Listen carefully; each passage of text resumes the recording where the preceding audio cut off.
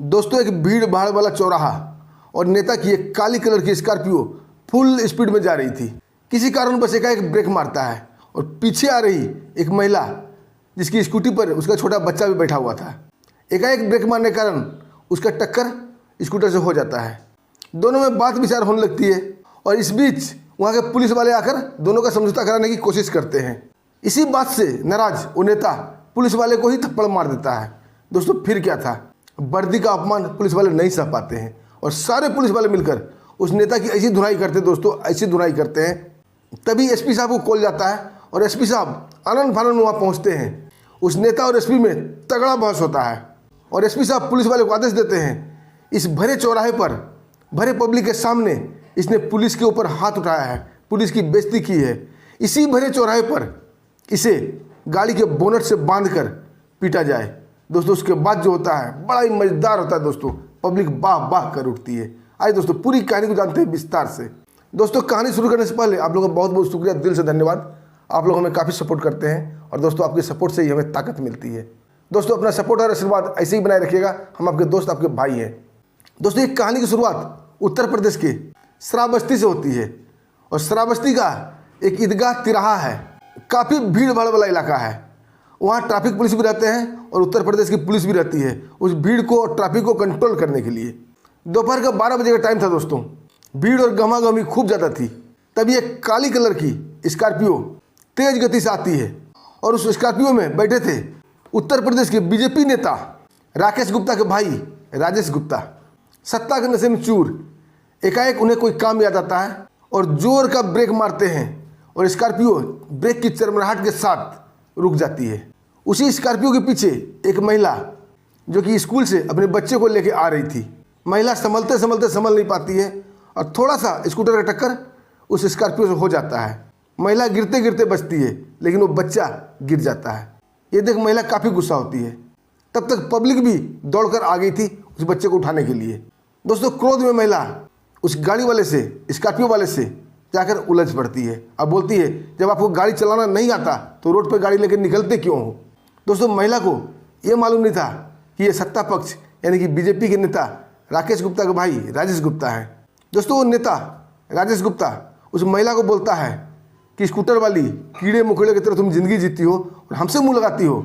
दोस्तों बात बढ़ता देख वहाँ उत्तर प्रदेश पुलिस भी आ जाती है और दोनों में बीच बचाव करने की कोशिश करती है और मामला सुलटाने की कोशिश करती है क्योंकि ट्रैफिक जाम हो चुका था। दोस्तों भीड़ बढ़ते देख और भीड़ को देख वो नेता काफ़ी जंप करने लगता है और अपना पब्लिसिटी बढ़ाने के लिए पुलिस को ही जोरदार थप्पड़ मार देता है। जबकि पुलिस वाले की गलती सिर्फ ये थी कि वो मामला को शांत करने की कोशिश कर रहा था, दोनों के बीच बचाव कर रहा था, लेकिन नेता अपनी नेतागिरी के चक्कर में पुलिस वाले को थप्पड़ मार देता है। दोस्तों वर्दी का अपमान उस पुलिस वाले को बर्दाश्त नहीं होती है और अपने साथी पुलिस वाले से बोलता है, आज इसने हमें थप्पड़ मारा है, कल तुम्हें मारेगा, परसों उसे मारेगा। ये नेता की आदत बनती जा रही है पुलिस वाले को थप्पड़ मारना। क्यों ना हम सब मिलकर आज इसे ऐसा सबक सिखाएं कि दोबारा से ये पुलिस वाले पर हाथ उठाने से पहले 100 बार सोचेगा। दोस्तों सभी पुलिस वाले में सहमति बन जाती है। दोस्तों फिर क्या था, उस नेता को भागने का मौका नहीं दिया जाता है और नेता को पकड़कर जबरदस्त धुलाई शुरू हो जाती है उसी चौराहे पर पब्लिक के सामने। दोस्तों एक ट्रैफिक पुलिस वाला सिटी एसपी को फ़ोन कर देता है कि साहब यह मामला बहुत ही गर्मा गया है, कोई नेता है और वो पुलिस वाले को थप्पड़ मार दिया था और पुलिस वाले सारे मिलकर उसे कूट रहे हैं। दोस्तों फिर क्या था, आनंद फानंद में एसपी साहब उस चौराहे पर पहुंच जाते हैं और पुलिस वाले से उस नेता को बचाते हैं। उसकी पिटाई रुक जाती है। पिटाई खा कर नेता की हालत बुरा हो गया था। कई जगह से उसके कपड़े फट चुके थे, कई जगह खून के धब्बे भी लगे हुए थे। वो मार खा कर काफ़ी पस्त हो चुका था, लेकिन उसकी अकड़ अभी ढीली नहीं हुई थी। कहते हैं दोस्तों रस्सी जल गई थी लेकिन ऐठन नहीं गई थी। जब वो एसपी को बचाते देखता है तो वो नेता काफ़ी अकड़ने लगता है और अकड़ते हुए बोलता है कि एसपी तुम नहीं जानते हो कि मैं कौन हूँ। मैं बीजेपी नेता राजेश गुप्ता का भाई राकेश गुप्ता हूँ। मेरे एक फ़ोन से तेरी वर्दी हवा हो जाएगी, तेरी वर्दी उतर जाएगी।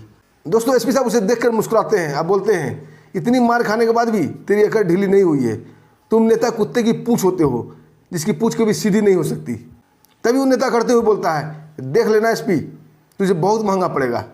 तभी एसपी साहब को भी गुस्सा आ जाता है और गुस्से में बोलते हैं, ये वर्दी नेता की कुर्सी नहीं है जो हर 5 साल पर बदल जाती है। तूने अभी देखी नहीं वर्दी की पावर। दोस्तों नेता बड़ा ही करते हुए बोलता है, मैं सत्ता पक्ष विधायक का भाई हूँ और आने वाले इलेक्शन में मैं भी विधायक बनूंगा और तुम पुलिस वाले से सल्यूट मरवाऊंगा। दोस्तों एसपी साहब भी गुस्से में बोलते हैं, तू विधायक का भाई है, तू नेता है तो क्या भगवान बन गया, जो मर्जी वो करेगा। अभी इस महिला का बच्चे को कुछ हो जाता तो क्या इस बच्चे के भविष्य का चिंता तुम्हें नहीं है? तुम आम पब्लिक नहीं हो, तुम भारत के नागरिक नहीं हो? तभी वो नेता गुस्से में बोलता है, एसपी मुझे ज़्यादा लेक्चर देने की जरूरत नहीं है, तुमसे ज़्यादा मैं कानून जानता हूँ, मैं श्रावस्ती का शेर हूँ शेर, जो मर्जी मेरी होती मैं वो करता हूँ।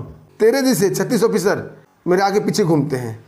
एसपी साहब बोलते हैं कि अफसर तो जाते आते रहते हैं, लेकिन आज तेरी नेतागिरी इसी चौराहे पर जाएगी। आज तुझे कानून का पाठ पढ़ाया जाएगा और कानून के डंडे से पीटा जाएगा। और दोस्तों एसपी साहब पुलिस वाले को संबोधित करके बोलते हैं, इसी चौराहे पर भरे पब्लिक के सामने इसने तुम्हें थप्पड़ मारा है, वर्दी का अपमान किया है। आज इस नेता को इसी चौराहे पर इसी भरे पब्लिक के सामने कानून के डंडे से पीटो, तब वर्दी की इज्जत वापस आएगी।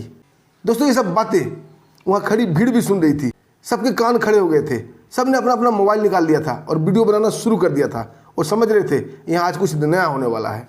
दोस्तों नेता का भाई राजेश चारों तरफ पब्लिक की ओर देखता है और उसके अंदर एक डर की सिरहन दौड़ जाती है। वो अपनी बदनामी के डर से काफ़ी डर जाता है, क्योंकि पब्लिक अब वीडियो बनाना शुरू कर दी थी और जानता था ये वीडियो अब वायरल होगा और उसकी काफ़ी बदनामी होगी, थूथू होगी। दोस्तों अब गिड़गिड़ाने लगता है और गिड़गिड़ाते हुए एसपी से बोलता है कि एसपी तुम मुझे पीटोगे तो पीट कर तुम्हें क्या मिलेगा? तुम मुझे पीट कर क्या साबित करना चाहते हो? तभी एसपी साहब बोलते हैं, अब ऊँट पहाड़ के नीचे आया है, मैं तुम्हें पीट कर यह साबित करना चाहता हूँ कि जो कानून पर हाथ उठाएगा उसका हाथ तोड़ दिया जाएगा। नेता चाहे कितना ही बड़ा हो, कानून से बड़ा नहीं हो सकता। दोस्तों ये कहते हुए पुलिस वाले को संबोधित करके बोलते हैं, इसे इसी की गाड़ी की बोनट पर बांधो और तब तक डंडे से मारो, तब तक डंडे से मारो जब तक ये बेहोश नहीं हो जाता है। इसकी यही सज़ा काफ़ी होगी।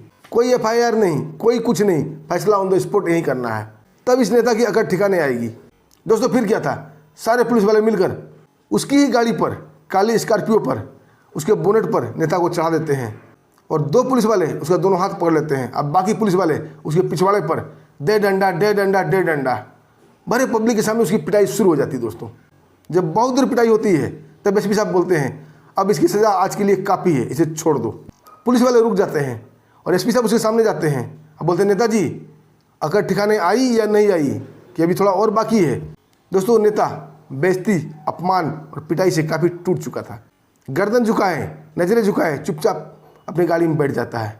एसपी साहब उसे बोलते हैं, ये उत्तर प्रदेश है और ये उत्तर प्रदेश की पुलिस है जो न्याय की रक्षा के लिए, अपनी वर्दी की रक्षा के लिए जान लेना भी जानती है और जान देना भी जानती है। फैसला तुम्हें करना है कि तुम्हें क्या चाहिए। दोस्तों वहाँ ताली की गड़गड़ाहट गूंजने लगती है। जब एसपी साहब नज़र उठा कर देखते हैं तो आम पब्लिक तालियां बजा रही थी।